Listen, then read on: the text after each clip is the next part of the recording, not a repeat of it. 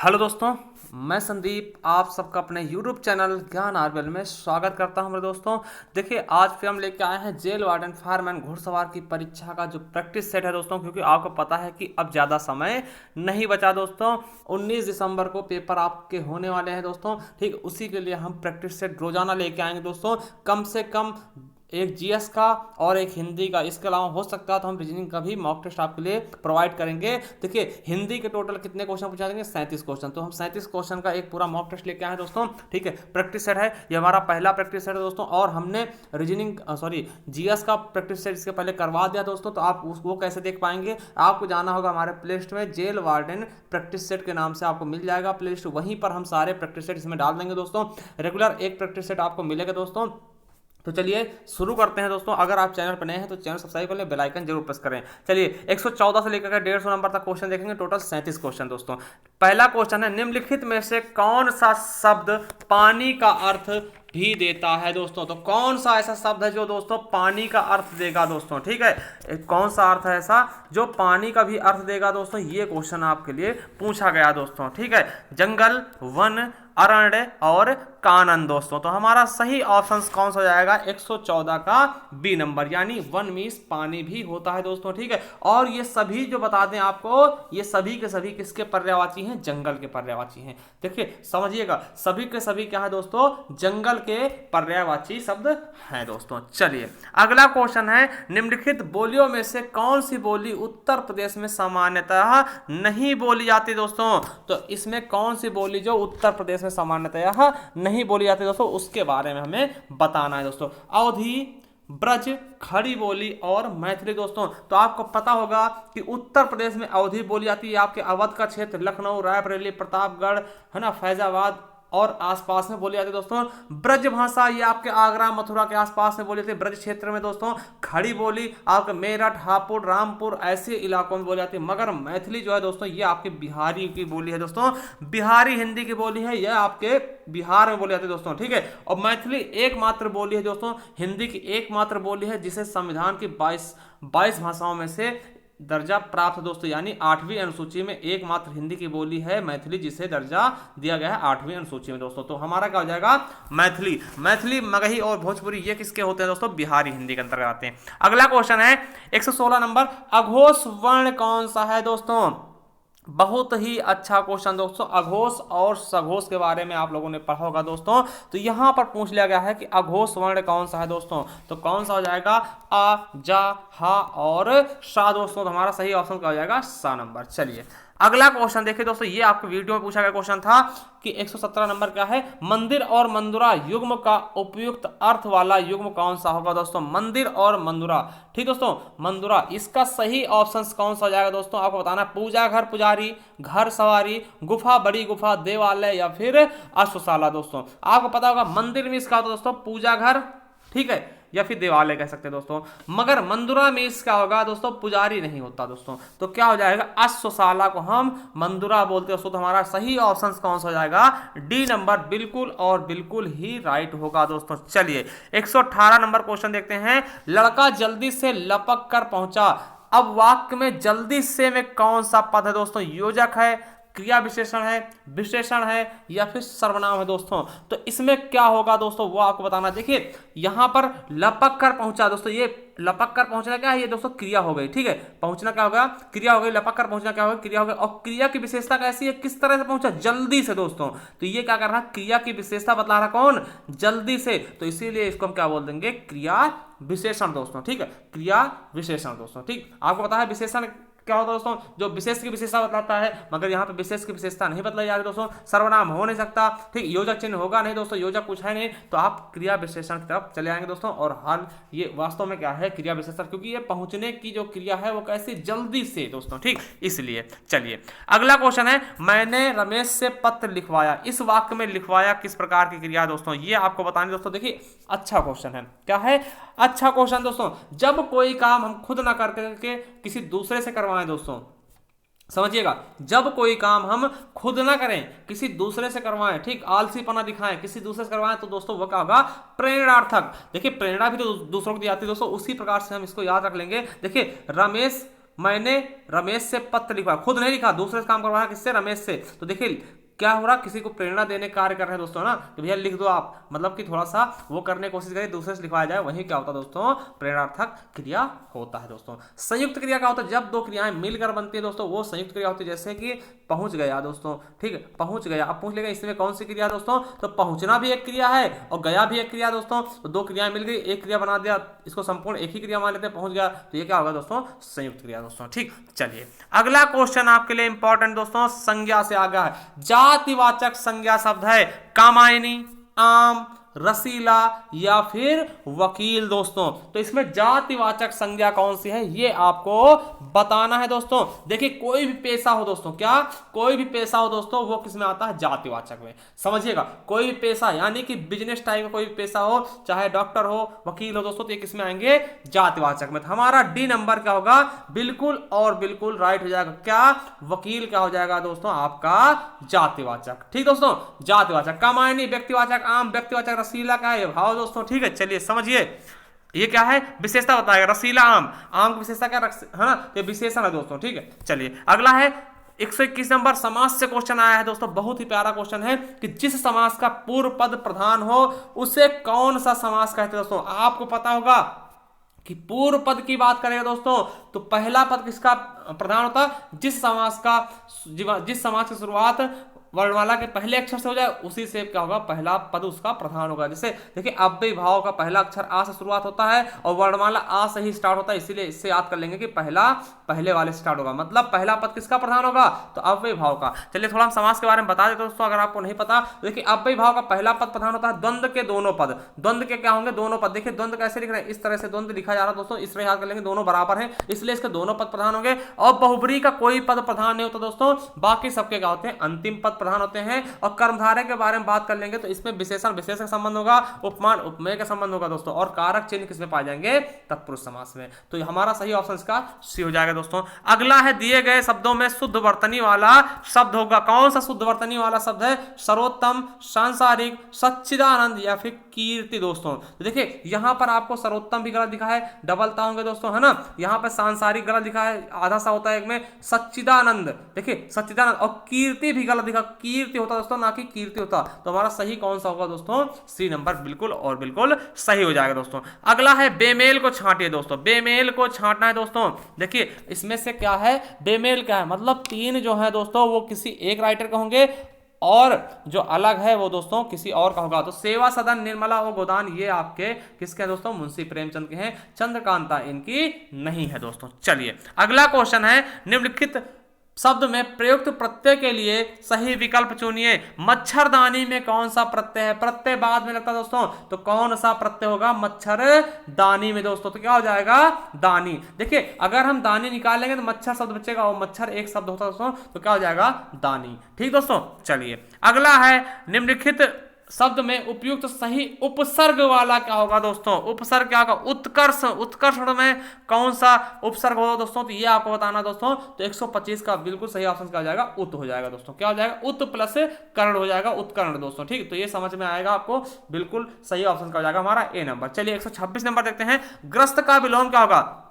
ये क्वेश्चन आपके यूपीपी में पूछा गया, यूपी पुलिस में पूछा गया क्वेश्चन है दोस्तों 2019 का दोस्तों। ठीक, तो ये बिल्कुल लेटेस्ट क्वेश्चन है कि ग्रस्त का विलोम क्या होगा दोस्तों? ग्रस्त मतलब क्या? उसी में लिपटा हुआ दोस्तों, उसी से मिला हुआ दोस्तों। तो इसका क्या होना चाहिए? मुक्त कर दो उसे। क्या? मुक्त। कहें कि ये बीमारी से ग्रस्त है, फिर बोलेंगे क्या? बीमारी से मुक्त हो गए दोस्तों। तो ग्रस्त का क्या हो जाएगा? मुक्त हो जाएगा। हमारा 126 का सही ऑप्शन क्या हो जाएगा? B number. चलिए अगले क्वेश्चन की तरफ चलते हैं दोस्तों। नेक्स्ट क्वेश्चन क्या कहता है हमारा? 127 नंबर। 127 नंबर क्वेश्चन है, निम्नलिखित में से मदिरा का पर्यायवाची कौन सा नहीं है दोस्तों? मदिरा मतलब क्या होता है? शराब होता है, दारू होता है, आपको पता होगा दोस्तों। तो मदिरा का कौन सा पर्यायवाची शब्द नहीं है? सुरा, मधु, अमी या फिर मद दोस्तों। तो कौन सा नहीं है दोस्तों? ये आपके लिए इंपॉर्टेंट है दोस्तों। तो कौन सा नहीं है दोस्तों? अमी नहीं होगा दोस्तों। अमी किसका होता है दोस्तों? आपको पता होगा अमी किसका होता है दोस्तों? ये हमें कमेंट बॉक्स में आप बताइएगा दोस्तों। वैसे होता किसका है दोस्तों? ये हमें बताना है। चलिए अगला है 128 नंबर, जिसके बराबर कोई ना हो दोस्तों, उसके लिए एक शब्द क्या होगा, जिसके बराबर कोई हो ही नहीं दोस्तों, उसके लिए क्या होगा, अनुपम। ठीक, जिसकी उपमा न दी जा सके या फिर जिसके बराबर कोई ना हो दोस्तों, वही क्या होता है, अनुपम होता है दोस्तों। उसके लिए एक शब्द क्या बोल देंगे, अनुपम बोल देंगे। चलिए 129 नंबर क्या है, निम्नलिखित विकल्पों में से अनेकार्थक शब्द का चयन करें। किसके अनेक अर्थ निकलेंगे दोस्तों, वो आपको बताना है। तो इसमें कौन सा शब्द है जिसके अनेक अर्थ निकले। नासिका मतलब केवल नाक होता है दोस्तों, कान मतलब केवल कान होता है, नेत्र मतलब केवल नाक नेत्र होता है दोस्तों, अंग अंग के कई सारे अर्थ निकलते हैं दोस्तों। अंग क्या होता है, एक नाटक का भाग भी होता है दोस्तों, और भी शरीर होता है दोस्तों। ठीक, इस तरह से कई सारे इसके अर्थ निकलते हैं दोस्तों, इसलिए क्या बोलेंगे, इसे अनेकार्थी शब्द बोल देंगे। अगला देखिए, रस से आ गया दोस्तों, जुगुप्सा का स्थायी भाव किस रस से संबंधित है। जुगुप्सा किस रस का स्थायी भाव दोस्तों, तो आपको पता होगा विभत्स का। विभत्स क्या होता है, घिनौनापन दोस्तों, जहां पर किसी चीज के मरने वरने की बातें की जाए, ठीक है, तो वहां पर क्या होता है, विभत्स होता है। विभत्स का स्थायी भाव क्या होता है, जुगुप्सा। और दोस्तों कहीं कहीं पे घृणा भी मिल जाता है दोस्तों, तो आप याद रखेंगे जुगुप्सा और घृणा दोनों सही होंगे दोस्तों। करुण रस का क्या होता है दोस्तों, ये भी याद कर लेंगे। करुण का क्या होगा, शोक होगा। रौद्र का क्या होता है दोस्तों, क्रोध होगा। क्या हो जाएगा, क्रोध। और अद्भुत क्या होगा, विस्मय हो जाएगा दोस्तों। ठीक, क्या हो जाएगा, विस्मय हो जाएगा दोस्तों। चलिए अगला क्वेश्चन है, छंद पढ़ते समय आने वाले विराम को क्या बोलते हैं। जब आप छंद पढ़ते हैं दोस्तों, तो उसमें विराम आता है, थोड़ा सा रुकते हैं, हल्का सा जो विराम होता है उसे क्या बोलते हैं दोस्तों, गति, तुक या फिर यति या फिर गढ़। तो दोस्तों उससे क्या बोलते हैं, यति बोलते हैं। क्या, यति बोलते हैं। गढ़ क्या होता है दोस्तों, गढ़ 3 अक्षर के होते हैं, यगण मगड़ सगण जगण, है ना, ये चीजें 8 होती है। इनकी संख्या कितनी होती है, 8 होती है। ये भी क्वेश्चन पूछा गया, इसलिए याद रखेंगे दोस्तों। तुक क्या होता है, जो लास्ट में आपके मिलते हैं दोस्तों, उनको तुक बोलते हैं। जो लास्ट में, जैसे देव पूंज पद कमल तुम्हारे और शून्य रन मुनसब हो सुखार, तुम्हारे और सुखारे जो क्या होते हैं, तुक होते हैं। और गति क्या होते हैं दोस्तों, जो हम लय पकड़ते हैं, जिस राग में गाते हैं उसे हम गति बोलते हैं दोस्तों। ठीक है, चलिए अगला क्वेश्चन है, अंबर पनघट में डुबो रही तारा घट उषा नागरी। दोस्तों इसमें कौन सा अलंकार होगा दोस्तों, समझिए इसमें कौन सा अलंकार होगा। देखिए अनुप्रास में क्या होता है, कोई शब्द के कई अर्थ निकलते हैं, यहां पे कुछ नहीं होगा, ये गलत होगा दोस्तों। ठीक, श्लेष में, ठीक, अनुप्रास अनुप्रास में क्या होता है, कोई शब्द की बार बार रिपीट होती है, कोई जो अक्षर होता है, सॉरी शब्द नहीं दोस्तों, अक्षर होगा, तो यहाँ पे ऐसा कुछ नहीं हो रहा। श्लेष में एक ही शब्द के कई अर्थ निकलेंगे, ये भी नहीं हो रहा दोस्तों। अब आपको रूपमा और उपमा में, सॉरी रूपक और उपमा में पहचाना दोस्तों। ठीक है, तो देखिए उपमा में क्या होता है, उपमा में ऐसे सेंटेंस मिलेंगे, सा सी से सरिस, है ना, ऐसा कहीं मिल नहीं रहा, तो हमारा क्या होगा, रूपक। वैसे भी यहाँ पे अंबर को पनघट का और तारा को घट का, उषा को नागरी का रूप दे दिया गया दोस्तों। वैसे अगर नहीं समझ में आ रहा तो इसको आप रट लीजिएगा और हमारी अलंकार की वीडियो देखिएगा दोस्तों, 2.5 घंटे की वीडियो, उसमें हमने पूरा अलंकार एकदम क्लियरिटी से पूरा एकदम उसमें हमने समाहित किया दोस्तों, और उससे जितने भी क्वेश्चन पूछे गए सभी को हमने उसमें डाला है दोस्तों। तो क्या हो जाएगा हमारा इसमें, रूपक अलंकार दोस्तों, हमारा सी नंबर बिल्कुल सही होगा। अगला क्वेश्चन 133 नंबर, चौकी का तत्सम क्या होगा।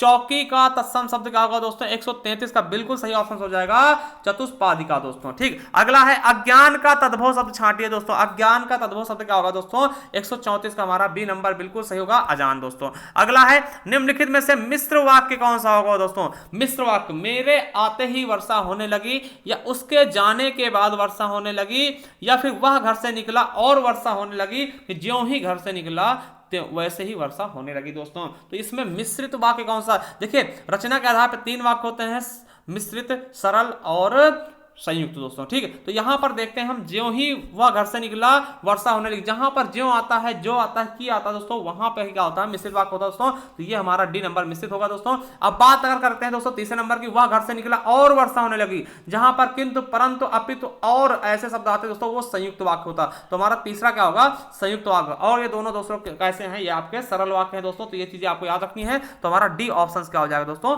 मिश्रित वाक्य, यानी डी ऑप्शन बिल्कुल सही होगा दोस्तों। देखिए ये भी आपके लिए बहुत इंपॉर्टेंट है दोस्तों, बहुत बार पूछा गया है। ये जो आपका मुहावरा है दोस्तों, लोकोक्ति, बहुत बार पूछा गया।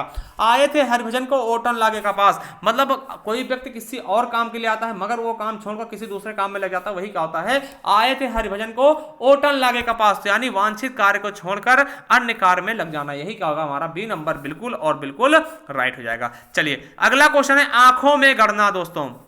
समझिए, आंखों में गड़ना दोस्तों, ये क्या होगा दोस्तों, तो आपको पता होगा कोई चीज क्या होती है आंखों में गड़ती, मतलब किसी को लेने की जो उत्सुकता होती है दोस्तों, किसी चीज वस्तु को पाने की उत्सुकता क्या होती है, कहते हैं ना हमारे आंख में बार बार गड़ रही है जिसके हम लेके रहेंगे दोस्तों। तो हमारा क्या होगा, वस्तु को पाने की उत्कृष्ट लालसा रखना, बहुत ही तीव्र लालसा रखना दोस्तों, यही क्या होता है कि आंखों में गड़ने के समान होता है दोस्तों। ठीक, चलिए शुद्ध विराम चिन्ह का प्रयोग करें दोस्तों।